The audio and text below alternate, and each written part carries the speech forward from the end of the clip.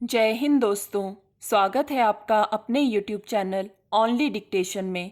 Dictation की PDF आप description से डाउनलोड कर सकते हैं। तो चलिए शुरू करते हैं। 80 शब्द प्रति मिनट डिक्टेशन शुरू होगी 3 सेकंड बाद।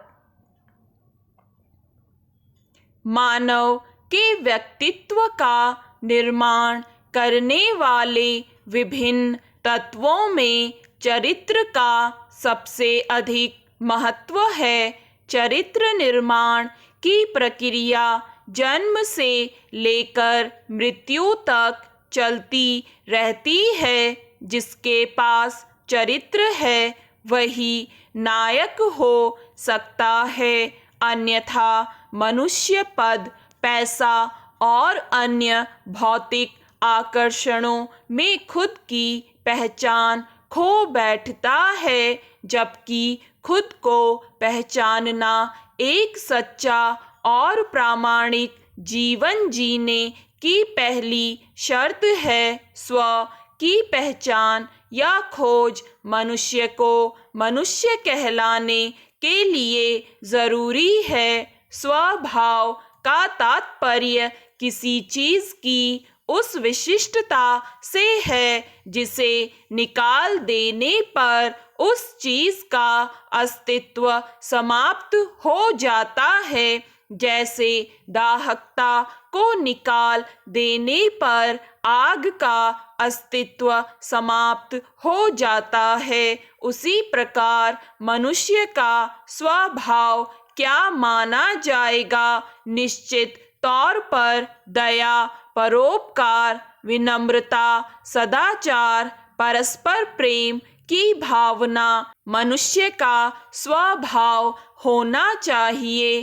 अगर ये गुण न हो तो वह शरीर मात्र रह जाएगा जो सांसारिक सुखों और बाह्य आकर्षणों की मृग मरीचिका में फंसकर खुद का सर्वनाश कर डालेगा। बुद्ध ने स्व की खोज की और जीवन भर घर नहीं लौटे। उनके उदाहरण से पता चलता है कि सच्चा ज्ञान हमें जीवन पर्यंत बेचैन करता है और भटकने के लिए बाध्य करता है। जैनेंद्र ने लिखा है, मेरे भटकाव बहरहाल चरित्र की अगर बात करें तो बेशक एक प्रामाणिक चरित्र वाला व्यक्ति जिज्ञासु और अंत तक बेचैन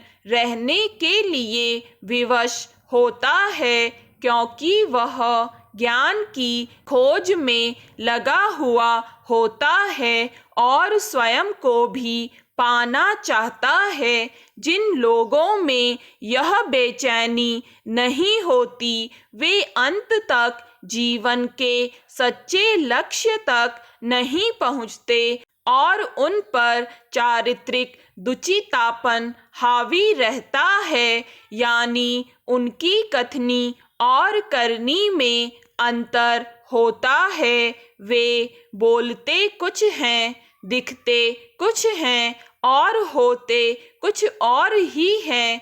अच्छी पोशाक पहनने वाला और अच्छी किताब पढ़ने वाला व्यक्ति भी कभी कभी अपनी प्रकृति में खराब होता है। रामायण और महाभारत हमारे धार्मिक ग्रंथ हैं जिनमें राम और कृष्ण के चरित्रों की तुलना होती है।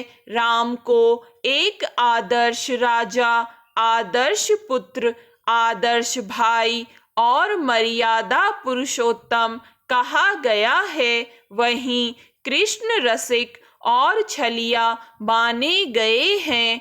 कृष्ण अपनी लीलाओं से हमारा ध्यान अपनी ओर खींचते हैं और राम अपने चरित्र के कारण एक प्रसंग रामायण में आता है जब राम और रावण का युद्ध चल रहा था और रावण ने कहा कि मैं शिव का पुरोहित हूँ, मेरे पास इतना सैन्य बल और न जाने क्या क्या है। स्टॉप। दोस्तों, अगर आपको ये डिक्टेशन पसंद आए तो लाइक करें, सब्सक्राइब करें और अपने दोस्तों के साथ भी शेयर करें।